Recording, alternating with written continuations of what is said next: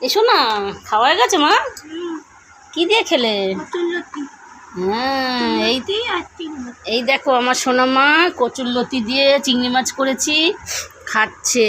আমার সোনামাকে আমি সব কিছু খাওয়াই, জানো তো। বলে যারা বলে না কিছু খায় না কিছু খায় না, কিন্তু না গো, আমি তো মা, আমি তো সব কিছু সব কিছুই খাওয়ানোর চেষ্টা করবো বাচ্চাটাকে। ভালো করে দিয়েছি।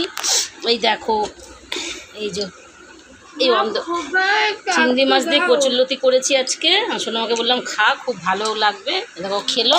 এই যে ও খাওয়াটা শিখে গেল। আগে খেতে চাইতো না, ভয় পেতো, কিন্তু এখন যে এই খাওয়াটা শিখে গেল, এবার থেকে ও রোজই খাবে। একটু ভাত দেবো, দাও দিচ্ছি।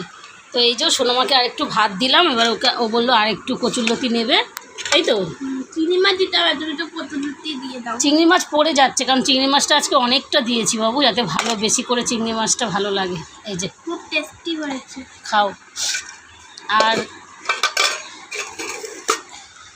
আমার মেয়েকে আমি সব কিছুই খাওয়াই, ছোটোবেলা থেকেই খাওয়া শিখিয়েছি।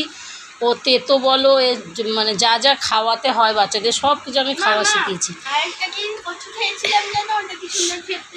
ওই কচুটাও ভালো, সব কিছুই খেতে হয়।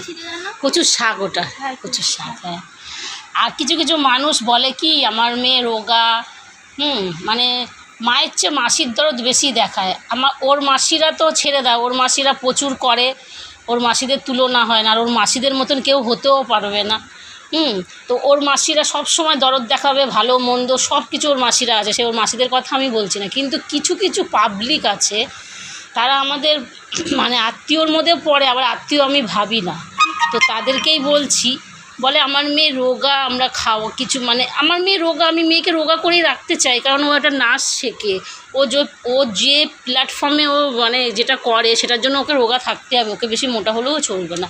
আদারওয়াইজ আমার মেয়েকে আমি সব কিছুই খাওয়াই, যত রকম। ও ফাস্টফুডটাই বেশি ভালোবাসে। আর আমার বাড়িতে চাউমিন, পাস্তা, ম্যাগি, তারপরে মানে যত রকম ফাস্টফুড রান্নাই বেশি হয় আমার মেয়ের জন্য।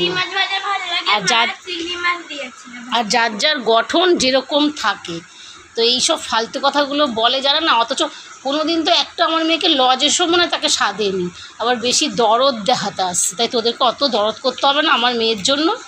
আমার মেয়ের জন্য আমিই কাফি, আমার বোন দিদিরাই কাফি, আর আমার ঘরের লোকরাই কাফি। অত তোদের দরদ দেখাতে হবে না। তোরা তো কোনোদিনও আমার মেয়ের কথা ভাবিস না, শুধু পিছনে নিন্দে করিস।